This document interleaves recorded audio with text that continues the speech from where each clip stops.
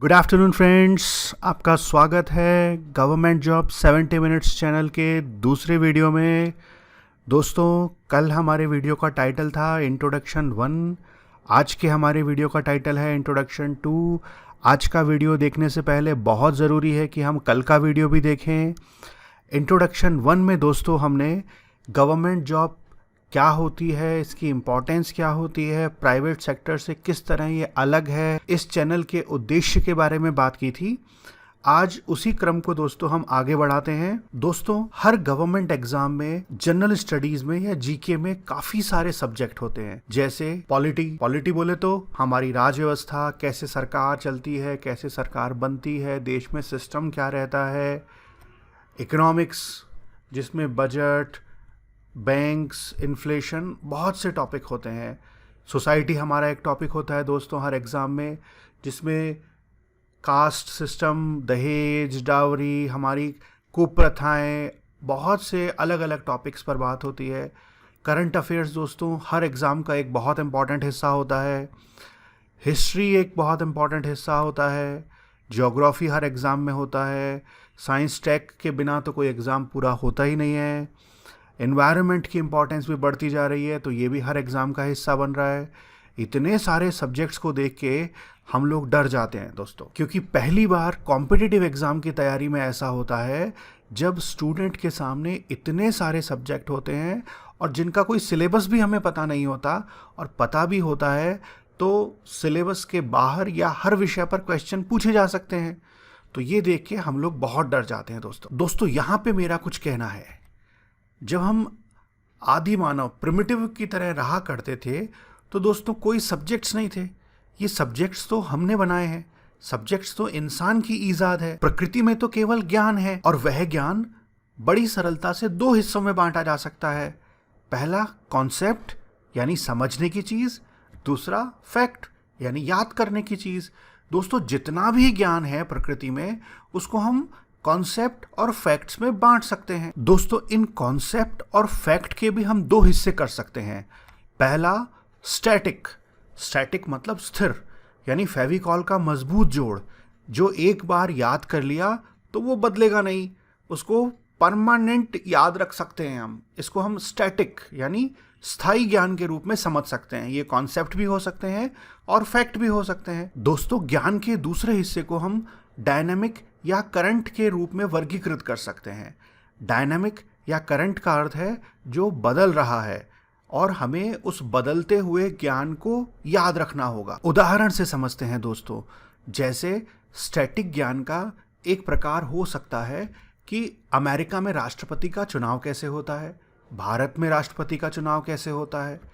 Science and take के context में static ज्ञान ये पूछा जा सकता है कि कौन सी बीमारियां वायरस से होती है। जो बीमारियां वायरस से होती है वो ऑलमोस्ट फिक्स है, हम उनके बारे में पढ़ सकते हैं, उनको याद कर सकते हैं, हर एग्जाम में पूछा जाता है। अब दोस्तों, इन्हीं संदर्भों में डायनेमिक या करंट ज्ञान की तुलना करते हैं। जैसे 2020 में अमेरिका में होने वाले राष्ट्रपति के चुनाव में कोई चीज़ अगर विशेष होती है तो वो करंट या डायनामिक की श्रेणी में आएगी। हाल ही में कोरोना वायरस का जो प्रकोप रहा है, इससे संबंधित जो साइंस एंड टेक्नोलॉजी के क्वेश्चंस बनेंगे वो करंट की श्रेणी में आएंगे। दोस्तों, हिस्ट्री ही एकमात्र ऐसा सब्जेक्ट है जो ऑलमोस्ट स्टैटिक है, स्थायी है, यानी जिसमें करंट के साथ बहुत कम चेंजेस हो रहे हैं, क्योंकि उसका नाम ही हिस्ट्री है, इतिहास है। तो इसको हम पूरी तरह स्टैटिक श्रेणी में ले सकते हैं।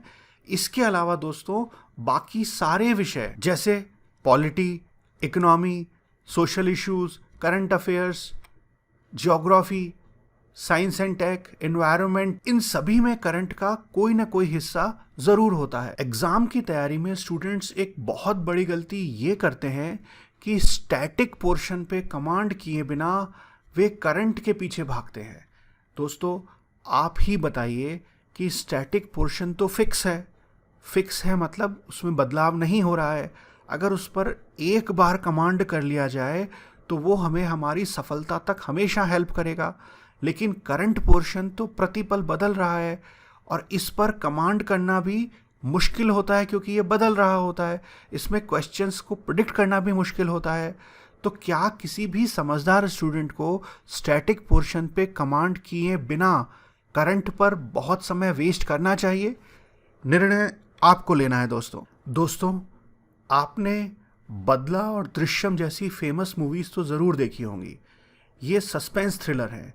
दोस्तों, आप बताइए, क्या बदला मूवी का एंड अगर आपको पता लग जाए कि तापसी पन्नू ने मर्डर किया है और अमिताभ बच्चन कौन है, कि किस प्रकार अमिताभ बच्चन अपने बेटे के मर्डर का बदला लेने के लिए तापसी पन्नू का वकील बन के आया है, या दोस्तों दृश्यम मूवी का एंड या क्लाइमैक्स अगर आपको पता लग जाए, तो क्या पूरी मूवी देखने में आपका इंटरेस्ट रहेगा? दोस्तों, कुछ इसी प्रकार की स्थिति हमारे करंट अफेयर्स की तैयारी में होती है।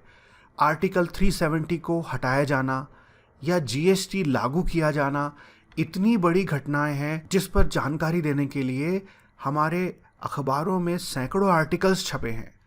दोस्तों, जैसे सस्पेंस थ्रिलर मूवी का एंड पता हो तो पूरी मूवी देखने की आवश्यकता नहीं होती, उसी तरह आर्टिकल 370 या जीएसटी भी एक सस्पेंस थ्रिलर मूवी की तरह है कि अगर हम इनका एंड पता कर ले कि फाइनली क्या हुआ, फाइनली आर्टिकल 370 को कैसे अबॉलिश किया और क्या गवर्नमेंट ने अमेंडमेंट्स किए, क्या जीएसटी में लागू किया, कौन से टैक्सेस को सब्स्यूम किया और उसके क्या प्रावधान है, तो जो प्रोसेस के दौरान छपने वाले आर्टिकल हैं और न्यूज़ आइटम्स हैं, उन पे हमारा टाइम वेस्ट होने से बच जाएगा।